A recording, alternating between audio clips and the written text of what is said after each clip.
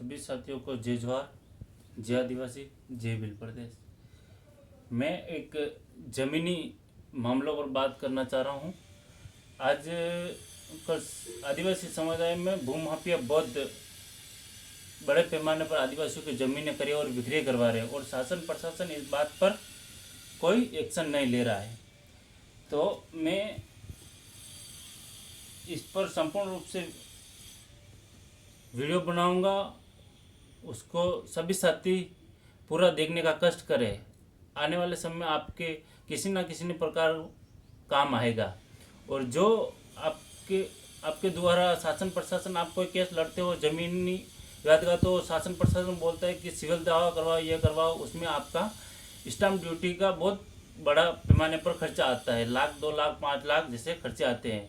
तो इस पर मैं आपको पूरी डिटेल बताऊंगा, आपके लाखों रुपए बच जाएंगे। आपके लिए स्पेशली कानून है, मगर शासन प्रशासन उसको दबाए रखा है और जिला कलेक्टर इस बात पर किसी भी प्रकार की इस कानून को अमल में नहीं ले रहे हैं। संपूर्ण कलेक्टर और जनजाति संभाग के आयुक्त और अजमेर डिस्ट्रिक्ट पार्सिंग राजस्व अधिकारी। ये है राजस्थान लैंड रेवेन्यू रूल। अगर कोई आदिवासी ज़मीन खरीदेगा तो कि इस पर लिखा हुआ ये है कि तो जिला कलेक्टर प्रथम विवरण उद्घोषणा पत्र जारी करेगा। ठीक इसी प्रकार कलेक्टर की अनुमति पर नहीं बिकेगी आदिवासी जमीन।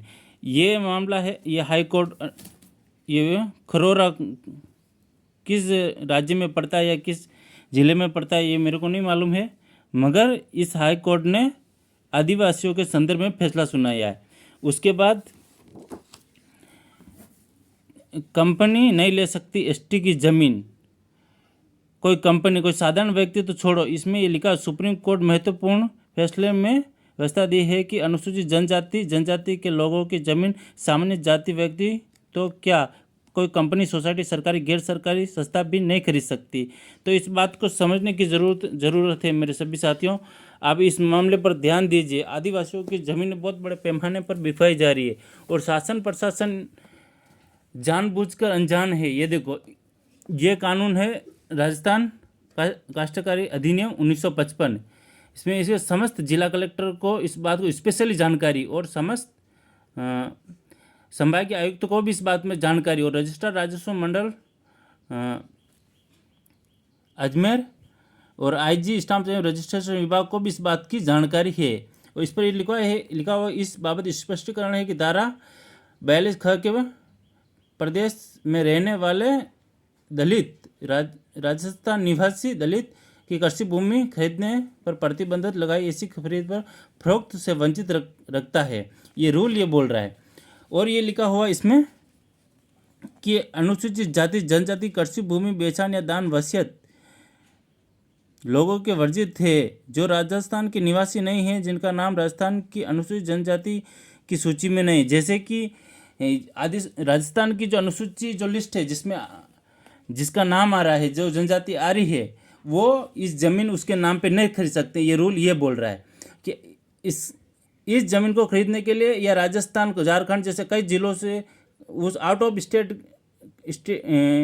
के आदिवासी है तो वो खरीद सकते हैं, मगर यहाँ के स्थानीय आदिवासी के नाम पे ज़मीन नहीं खरीद सकते हैं। ये रूल बोल रहा है। ये इस बात को समझने की ज़रूरत है सभी भाइयों को। और मैंने ऑलरेडी ये रिपोर्ट दी 16/10/2022 और 18/11/2022 को एसपी साहब महोदय। न्याय थाना प्रशासन ने अभी तक इस मामले पर कोई कार्रवाई नहीं की।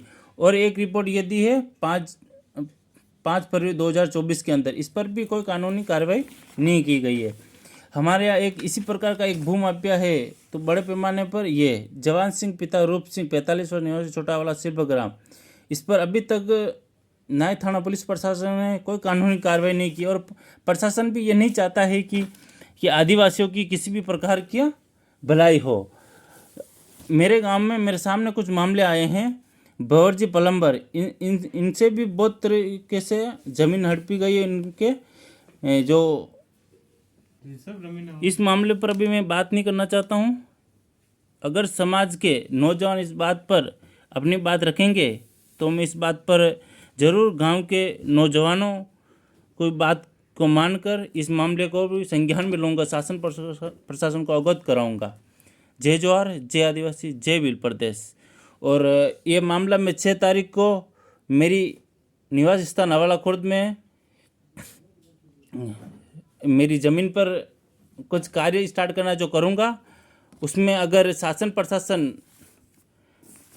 कोई सहयोग नहीं करता है तो मैं मेरे समाज के माध्यम से, मेरे समाज का सपोर्ट लेकर सभी कार्यों को